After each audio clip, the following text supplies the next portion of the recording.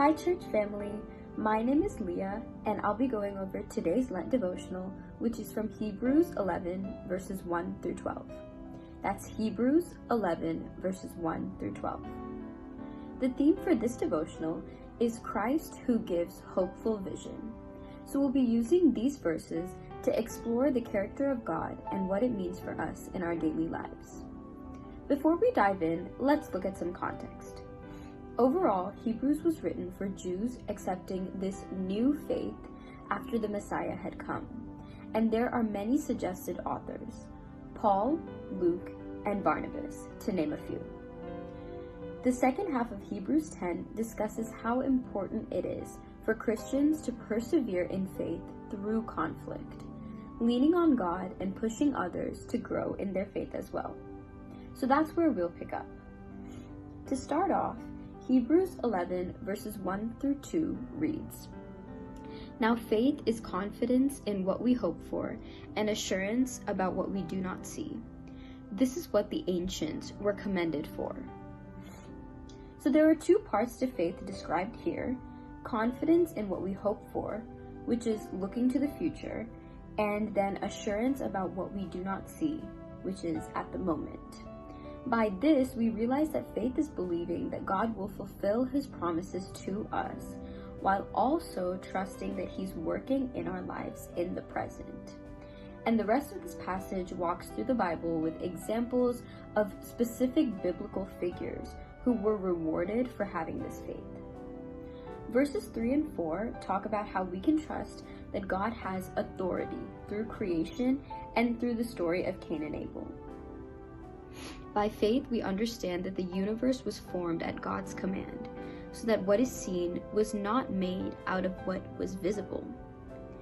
By faith, Abel brought God a better offering than Cain did. By faith, he was commended as righteous when God spoke well of his offerings. And by faith, Abel still speaks, even though he's dead. God formed a universe by his words, and when he found favor with Abel's offering, Abel's legacy carried on past his death. These examples show us that God is sovereign over everything, and that we can rely on him. Next, we'll read verses 5 and 6. By faith, Enoch was taken from this life so that he did not experience death. He could not be found because God had taken him away. For before he was taken, he was commended as one who pleased God. And without faith, it is impossible to please God, because anyone who comes to him must believe that he exists and that he rewards those who earnestly seek him. These verses talk about the story of Enoch, the man who didn't die, but who was taken from the earth by God. This story shows us that God is a rewarding Father. When Enoch lived his life and sought God out, God was pleased and spared Enoch from death.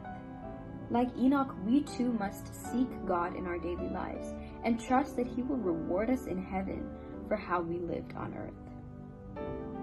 So now verses 7 through 10 say, "By faith Noah, when warned about things not yet seen, in holy fear built an ark to save his family. By his faith he condemned the world and became heir of the righteousness that is in keeping with faith.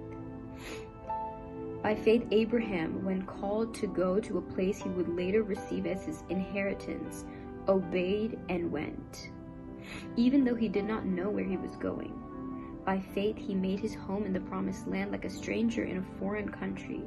He lived in tents, as did Isaac and Jacob, who were heirs with him of the same promise. For he was looking forward to the city with foundations, whose architect and builder is God." Through these verses, we can see that God often sets us apart to do the uncomfortable. He commanded Noah to build a huge ark because a storm was coming, and by doing this, Noah became the laughingstock of his community. But he obeyed God regardless. God also called Abraham on basically a treasure hunt to find an inheritance, although he didn't know exactly where that was. Would we have been able to step out of our comfort zones like these men did, just because God told us to? But Noah and Abraham could do this because they let go of what others thought, and they followed God's calling that they trusted was better than the position that they were currently in. Abraham's son and grandson even followed his lead. And if we are willing to go beyond our comfort to the new land that God is calling us to, maybe we could lead others in faith as well. So now we'll read verses 11 through 12. And by faith, even Sarah, who was past childbearing age, was enabled to bear children because she considered him faithful who had made the promise. And so from this one man, and he as good as dead, came descendants as numerous as the stars in the sky and as countless as the sand on the seashore. Verses 11 through 12 of this passage mention Sarah, who was able to bear children in her old age because she trusted that God would give her the son he promised. And the birth of that son led to generations being born to fill the earth, generations that we're a part of.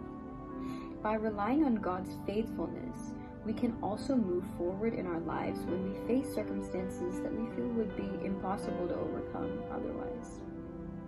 So all in all, these 12 verses show us that God is sovereign over us, that he rewards us, pushes us, and fills us with promises of how he will work in our lives and how he is working currently. These qualities of Christ give us a hopeful vision that we can look toward with confidence and assurance and faith. Ultimately, you can put your faith in a lot of things. Your relationships, your accomplishments, maybe other things you turn to that aren't tangible.